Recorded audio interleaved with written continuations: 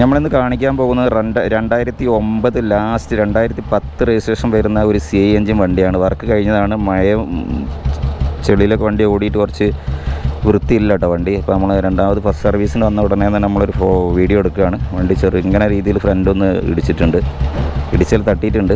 അപ്പോൾ അതിന് റിമ്മിന് ചെറിയൊരു ഔട്ടുണ്ട്, അതൊക്കെ ഒന്ന് റെഡിയാക്കാനാണ്. പിന്നെ ഓയിൽ ചേഞ്ചിനൊക്കെ സമയമായിട്ടുണ്ട്. അപ്പോൾ ഞാൻ തൊൽഹത്ത് റോയൽ കസ്റ്റം മോട്ടോഴ്സ് കാവന്നൂർ. അപ്പോൾ നിങ്ങളെല്ലാവരും പ്രതീക്ഷിച്ചിരിക്കുന്നൊരു വീഡിയോ തന്നെയായിരിക്കും ഈ ഒരു 2009 റിവ്യൂസ് വേണം, 2009 റിവ്യൂസ് വേണം. ഇതിൻ്റെ ക്രാങ്ക് വെയിറ്റ് എത്രയുണ്ട്, എങ്ങനെയാണ് വണ്ടി ഓടിക്കുന്നത്, ലോ സ്പീഡിൽ എത്ര ഓടും എന്നുള്ളതാണ് നിങ്ങളെ കാണിച്ചു തരുന്നത് കേട്ടോ. അപ്പോൾ വീഡിയോ നിങ്ങൾ മുഴുവനായിട്ട് കാണുക, എന്നിട്ട് നമ്മളൊന്ന് സപ്പോർട്ട് ചെയ്യുക. നമ്മൾ വീഡിയോയിലേക്ക് കിടക്കാം.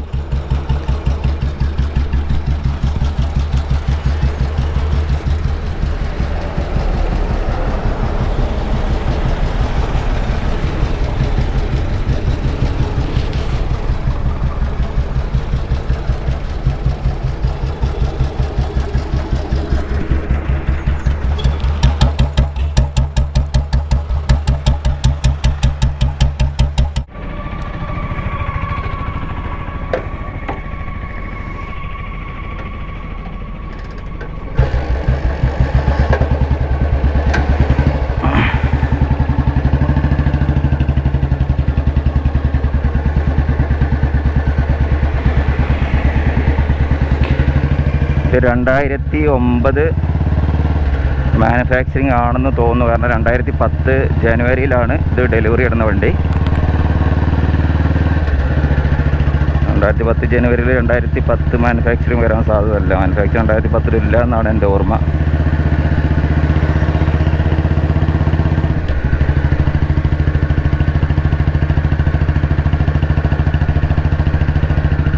നിങ്ങളെല്ലാവരും കാത്തിക്കുന്നൊരു വീഡിയോ ആണ്. 2009 ഹെവി ക്രാങ്ക് വണ്ടിയുടെ ഒരു വീഡിയോ ആണ്. പക്ഷേ ഇത് രണ്ടാമത് ഫ്ലോട്ടിംഗ് ബ്രഷ് പിന്നെ ചെയ്തതാണ് കേട്ടോ. നമ്മൾ വർക്ക് കഴിഞ്ഞിട്ട് ഇപ്പോൾ 1200 കിലോമീറ്റർ ഓടുന്നുള്ളൂ.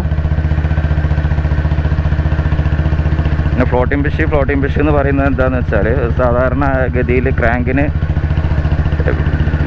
യൂസ് ചെയ്യുക ക്രാങ്ക് ബെയറിംഗ് ആണ് വരിക. പക്ഷേ ഇതിന് ബുഷാണ് വരുന്നത്. ഫ്ലോട്ടിംഗ് ബുഷ് എന്ന് പറയുന്നത് ഓയിൽ ഫ്ലോയിങ് ബുഷാണ്. ഓയിൽ ഫ്ലോട്ട് ചെയ്യുന്ന ഓയിൽ ഫ്ലോയിങ്ങിന് വലിയൊരു പ്രാധാന്യം അതുള്ളതുകൊണ്ട് തന്നെ നിങ്ങൾ ഇൻഡസ്ട്രിയൽ വർക്ക് ചെയ്യുന്ന സമയത്ത് നല്ലോണം ശ്രദ്ധിക്കാനുള്ള കാര്യം, പല ആളുകളും നമ്മളും ബുള്ളറ്റ് എടുക്കും എന്ന് പറഞ്ഞ് വർക്ക് എടുക്കുന്ന ആളുകളുണ്ട്. അത് നല്ലോണം ശ്രദ്ധിക്കുക. ബുള്ളറ്റിൻ്റെ വർക്ക് ഫ്ലോട്ടിംഗ് ബുഷ് അടിച്ച് നല്ല എക്സ്പീരിയൻസുള്ള ആളുകളെടുത്ത് മാത്രം കൊടുത്തിട്ട് ക്രാങ്ക് സെറ്റ് ചെയ്യുക.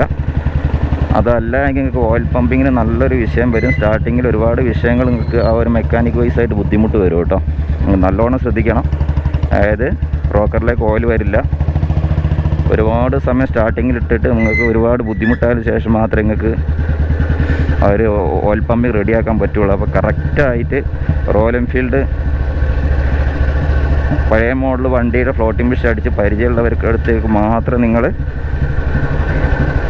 ഇത് കൊടുക്കുക. അതല്ല എങ്കിൽ മെക്കാനിക്കിനായിരിക്കും പഴയ ഉണ്ടാവുക, അവർക്ക് യാതൊരു വിഷയം ഉണ്ടാവില്ല, അവർ വാങ്ങാൻ ക്ലിയർ ആയിരിക്കും.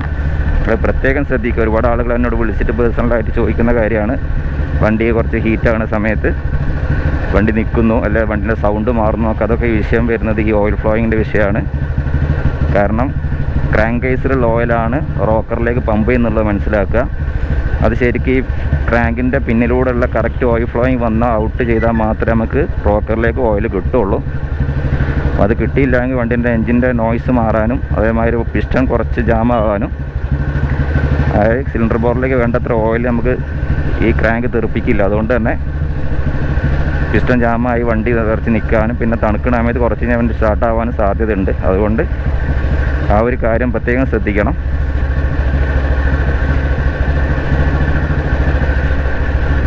ഇത് നമുക്ക് ലോ സ്പീഡ് കപ്പാസിറ്റിയാണ് നോക്കുന്നത്. ലോ സ്പീഡ് കപ്പാസിറ്റി ഇത് വണ്ടി വർക്ക് കഴിഞ്ഞതിന് ശേഷം വണ്ടി ചെറുങ്ങനെ തട്ടിച്ചു വരും. ഫ്രണ്ട് ചെറുങ്ങനെ തട്ടിയിട്ടുണ്ട്. അത് റെഡിയാക്കാനാണ് കൊണ്ടുവന്നത്. മഴ ഇല്ലാത്ത സമയം നോക്കി വീഡിയോ എടുക്കാമെന്നുള്ളൂ.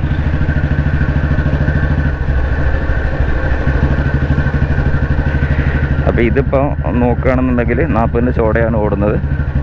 പക്ഷേ ഇതൊരു 2000 കിലോമീറ്റർ ഇതിന് എൻജിൻ ഫ്ലോ തന്നെ വരാണ്ട്, എൻജിൻ ടൈറ്റാണ്.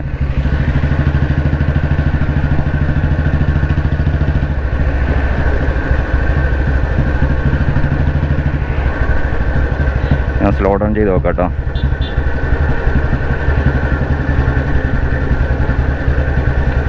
ഫ്രണ്ട് റിമ്മിന് ചെറിയൊരു ഔട്ടുണ്ട്, ഫ്രണ്ട് തട്ടിയതിൻ്റെ ഭാഗമായിട്ടേ. ഇതിപ്പോൾ ടോപ്പ് ഗിയറിലാണുള്ള വണ്ടി. ഒരു 30ൻ്റെ മുകളിൽ ഒക്കെ പ്രതീക്ഷിക്കാം നമുക്ക് ഈ സമയത്ത്. പക്ഷേ 2000 കിലോമീറ്റർ കഴിഞ്ഞ് കഴിഞ്ഞാൽ ശരിക്കും ഫ്ലോ ആയി കഴിഞ്ഞാൽ 30-35 സുഖമായിട്ട് പോകട്ടെ ഈ വണ്ടി. ഇപ്പോൾ UC സ്റ്റാൻഡേർഡിൻ്റെ അതേ ആ ഒരു കാറ്റഗറി, UC സ്റ്റാൻഡേർഡിൻ്റെ അതേ ഒരു കാറ്റഗറിയിലേക്ക് ആ ഒരു വണ്ടിയും ഈ ഒരു 30-35 സ്പീഡിൽ ഓടുന്നുണ്ട്. പക്ഷേ ഇതിൻ്റെ എക്സോസ്റ്റിൻ്റെ ഒരു നോട്ട് എന്ന് പറഞ്ഞാൽ ഒരു പ്രത്യേക ഒരു ആസ്വാദകമായൊരു നോട്ടാണ്.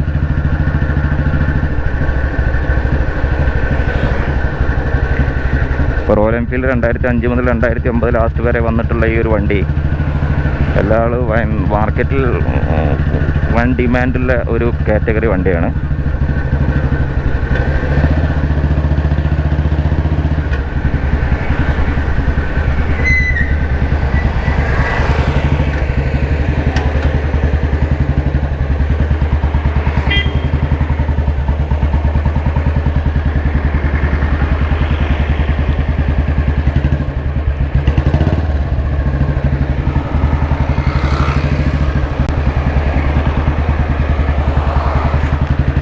പക്ഷേ ഈ ഒരു സ്പീഡിലൊക്കെ നമുക്ക് UC എൻജിൻ ഉപയോഗിക്കാമെങ്കിലും, പക്ഷേ ഈ ഒരു എക്സോസ്റ്റ് നോട്ട് എന്ന് പറഞ്ഞാൽ നമുക്ക് അലൗഡ് ആയതുകൊണ്ട് തന്നെ നമുക്ക് അതിൻ്റെ പൂർണ്ണമായിട്ടുള്ള ആസ്വാദനം കിട്ടുന്നുള്ളതാണ് വാസ്തവം. കാരണം എവിടേക്ക് പോകുമ്പോഴും ആ എക്സോസ്റ്റ് നോട്ടിൻ്റെ ഒരു വിഷയം കൊണ്ട് പിന്നെ നിയമപരമായിട്ടുള്ള ഒരു വിഷയം തീരെ വരുന്നില്ല. കാരണം ഇതിന് അങ്ങനത്തെ സൈലൻസർ വരാത്തതുകൊണ്ട് എക്സോസ്റ്റ് നോട്ട് ആസ്വദിച്ചുകൊണ്ട് ഇതിലൂടെയും പോകാൻ പറ്റുമെന്നുള്ള CI എൻജിൻ്റെ പ്രത്യേകതയാണ്.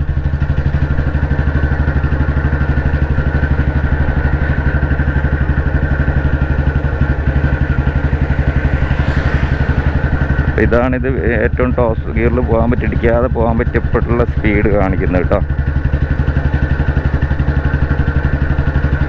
ഞാൻ മുമ്പുള്ള CI എൻജിൻ കാണിച്ചിരുന്നത് 40 സ്പീഡായിരുന്നു. ഇത് നമുക്ക് 30-35 സ്പീഡിൽ പോകാൻ പറ്റുന്നുണ്ട്. പക്ഷെ ഇത് കുറച്ചുകൂടെ കഴിഞ്ഞ് കഴിഞ്ഞാൽ ഒരു 30-35. ഇതിപ്പോൾ കാണിക്കുന്നത് 35-ൻ്റെയും 40-ൻ്റെ ഇടയിലാണ്.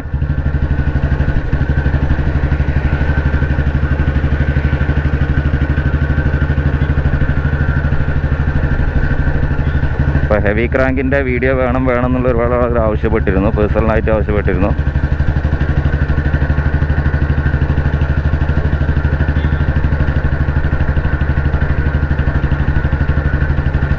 ഇപ്പോൾ ടോപ്പ് ഗിയറിലാണ് പോകുന്നത് കേട്ടോ. അപ്പോൾ ഇതാണ് 2009 ഹെവി ക്രാങ്ക് വണ്ടിയുടെ ഒരു ഇതായിട്ട് എനിക്ക് പറയാനുള്ളത്. ഇതിൻ്റെ ബാക്കിയുള്ള കാര്യങ്ങളൊക്കെ എല്ലാവർക്കും അറിയാവുന്നത് തന്നെയാണ്, കൂടുതലായിട്ട് പറഞ്ഞാൽ ബോറടിപ്പിക്കുന്നില്ല. ഇതിൻ്റെ ചെറിയ റിവ്യൂ തരിക എന്നുള്ളതായിരുന്നു എൻ്റെ ഒരു ലക്ഷ്യം. ഇത് വർക്ക് കഴിഞ്ഞ വണ്ടി ആയതുകൊണ്ട് തന്നെ അതിന് ശേഷം കൊണ്ട് ഫ്രണ്ട് ചെറുങ്ങനെ പോയി റിം തട്ടിയിട്ടുണ്ട്. റിമ്മിന് ചെറിയൊരു ബെൻഡ് ഉണ്ട്, അതൊന്ന് റെഡിയാക്കണം.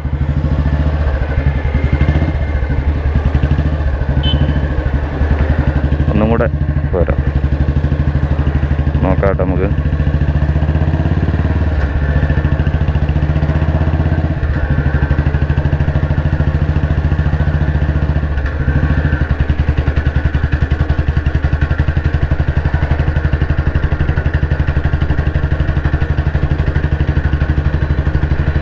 അപ്പോൾ ഇതിൻ്റെ എക്സോസ്റ്റ് നോട്ടും അതേമാതിരി ഇതിൻ്റെ ആ ഒരു ലോ സ്പീഡ് കപ്പാസിറ്റി ഒക്കെ ശരിക്കും കാർബറേറ്റർ ട്യൂണിങ്ങിനെയും അതേമാതിരി പോയിൻറ്റിൻ്റെ ഗ്യാപ്പ് അഡ്ജസ്റ്റ്മെൻറ്റിനൊക്കെ ആശ്രയിച്ചിരിക്കും കേട്ടോ.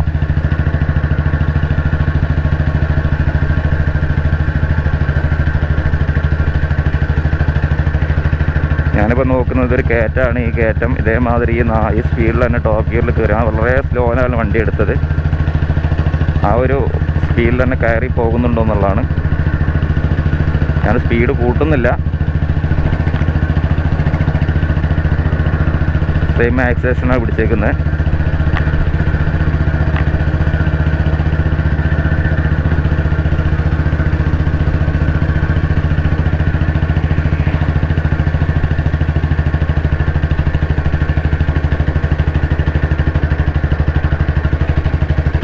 ഇതാണ് ഇതിൻ്റെ ഏറ്റവും ഹൈലൈറ്റ് ആയിട്ടുള്ളൊരിത് കേട്ടോ. നമുക്ക് പൊട്ടിച്ച് കൊണ്ട് നടക്കാം.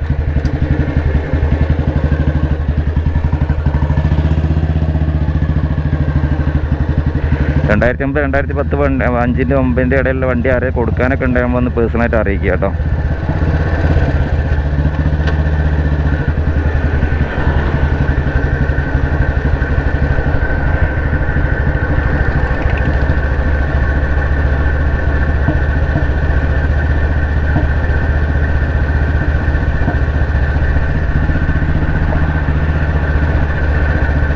എൻജിൻ വർക്കെടുക്കുന്ന മെക്കാനിക്സ്, നമ്മളെ പോലത്തെ മെക്കാനിക്സിനോടാണ് എനിക്ക് പറയാനുള്ളത്. നല്ലോണം ശ്രദ്ധിക്കണം. ഞാൻ മുമ്പ് പറഞ്ഞ വീണ്ടും ഞാൻ ആവർത്തിച്ച് പറയാണ്, ഒരു കാരണവശാലും റോയൽ എൻഫീൽഡ് എന്ന ആ ഒരു ക്രാങ്ക് സെറ്റ് ചെയ്ത് പരിചയമുള്ള ആളുകളെടുത്ത് മാത്രം കൊടുക്കുക. ഞാനും വർക്കെടുക്കും എന്ന് പറയുന്നിടത്തേക്ക് കൊടുക്കരുത്. കാരണം അതിൻ്റെ കറക്റ്റ് അതിൻ്റെ മൈനസും പ്ലസ്സും എന്താണെന്നുള്ള അവർക്ക് മനസ്സിലാവില്ല. അവർ ക്രാങ്ക് സെറ്റ് ചെയ്തങ്ങ് തരും. നമ്മളെ പോലത്തെ മെക്കാനിക്സാണ് പെടുക. അപ്പം നല്ലവണ്ണം ആരാണോ കുറച്ച് ലോങ് ആണെങ്കിലും കൂടെ അത് നിങ്ങൾ ഒരിക്കലും ആ ഒരു കാര്യത്തിൽ നിങ്ങൾ വീഴ്ച വരുത്തരുത്. നമ്മൾ തൊട്ടടുത്തുള്ള നമ്മൾ സൗകര്യം നോക്കി കൊടുക്കരുത്. ഇത് സെറ്റ് ചെയ്ത് പരിചയമുള്ളടുത്ത് മാത്രം കൊടുക്കുക. അതിൻ്റെ ഓയിൽ ഫ്ലോയിങ് വലിയൊരു പ്രാധാന്യമുള്ളതാണ്.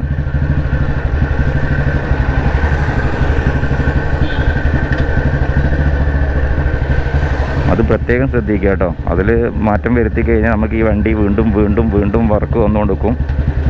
കസ്റ്റമറിനാണെങ്കിൽ വണ്ടി ലോങ് ഓടിക്കാനും പറ്റില്ല. വണ്ടി ഹീറ്റായിട്ട് നിൽക്കുക. കുറച്ച് ഹീറ്റാകുന്ന സമയത്ത് സൗണ്ട് മാറൊക്കെ വിഷയം വരുന്ന ആ ഒരു സംഗതി കൊണ്ടാണ്. ഓയിൽ ഫ്ലോയും കറക്റ്റ് കിട്ടാത്തത് കൊണ്ടാണ് കേട്ടോ. അതിന് ഫ്ലോട്ടിംഗ് ബുഷ് എന്ന് പറയാനുള്ള കാരണം തന്നെ ഓയിൽ ഫ്ലോ ചെയ്യുന്ന ഒരു മെയിൻ പ്രാധാന്യം അത് ഉള്ളതുകൊണ്ട് തന്നെയാണ്.